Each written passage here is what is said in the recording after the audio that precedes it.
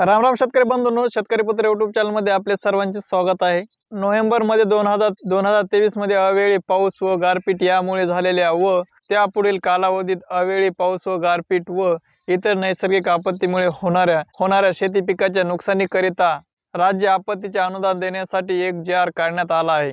मदत देण्याबाबत नोव्हेंबर 2023 मधील अवेळी पाऊस व गारपीट यामुळे झालेल्या व त्यापुढील कालावधीत अवेळी पाऊस व गारपीट व इतर नैसर्गिक आपत्तीमुळे होणाऱ्या शेती पिकाच्या नुकसानीकरिता राज्य आपत्ती प्रतिसाद निधीच्या निकषाबाहेर मदत करण्याकरिता मंत्रिमंडळाने दिनांक 19/12/2023 रोजी झालेल्या बैठकीत घेतलेल्या निर्णयास अनुसरून नोव्हेंबर 2023 मधील अवेळी पाऊस व गारपीट यामुळे झालेल्या व त्यापुढील कालावधीत अवेळी पाऊस व गारपीट व इतर नैसर्गिक आपत्तीमुळे होणाऱ्या शेती पिकाच्या नुकसानीकरिता राज्य आपत्ती प्रतिसाद निधीच्या निकषाबाहेर मदत देण्याबाबतचे शासन आदेश निर्मित करण्याची बाब विचाराधीन होती। नोव्हेंबर 2023 मधील अवेळी पाऊस गारपीट यामुळे झालेल्या व त्यापुढील कालावधीत अवेळी पाऊस व गारपीट व इतर नैसर्गिक आपत्तीमुळे होणाऱ्या शेती पिकाच्या नुकसानीकरिता बाधित शेतकऱ्यांना राज्य आपत्ती प्रतिसाद निधीच्या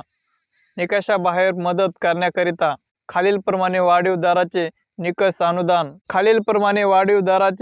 निविष्ट अनुदान स्वरूपात मदत प्रदान करण्यास शासनाची मान्यता देण्यात आली आहे।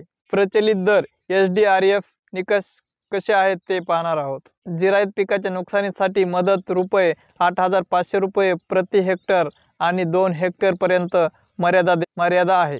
बागायत पिकाच्या नुकसानीसाठी मदत ₹17,000 प्रति हेक्टर आणि 2 हेक्टर पर्यंत मर्यादित आहे। बहुवार्षिक पिकाच्या नुकसानीसाठी मदत ₹22,500 हेक्टर आणि 2 हेक्टरची मर्यादा आहे।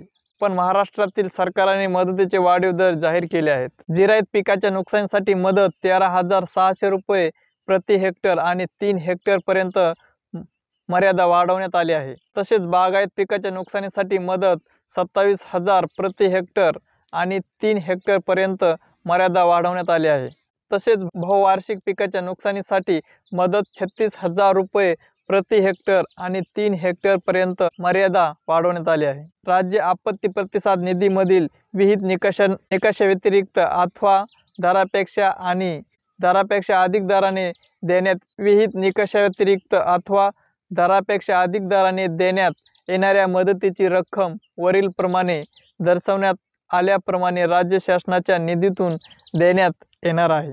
मदतीची रक्कम प्रदान करण्यासाठी वेळोवेळी निर्गमित करण्यात आलेल्या शासन निर्णयामध्ये विहित केलेल्या इतर अटी व शर्ती लागू राहतील। तसेच शेती पिकाचे नुकसानीकरिता संपूर्ण हंगामामध्ये एकाच वेळी अनुदाने। तर शेतकरी बंधूंनो, तुम्हाला माहिती कशी वाटली हे मला कमेंट बॉक्समध्ये लिहून नक्की कळवा। आणि हो, शेतकरी पुत्र यूट्यूब चॅनल जर सबस्क्राईब केलं नसेल तर नक्की सबस्क्राईब करून ठेवा। आणि असेच नवनवीन व्हिडिओ पाहण्यासाठी शेतकरी पुत्र यूट्यूब चॅनल सबस्क्राईब करा। असंच भेटूयात नवीन माहितीसह। तोपर्यंत पाहत राहा शेतकरी पुत्र यूट्यूब चॅनल। धन्यवाद।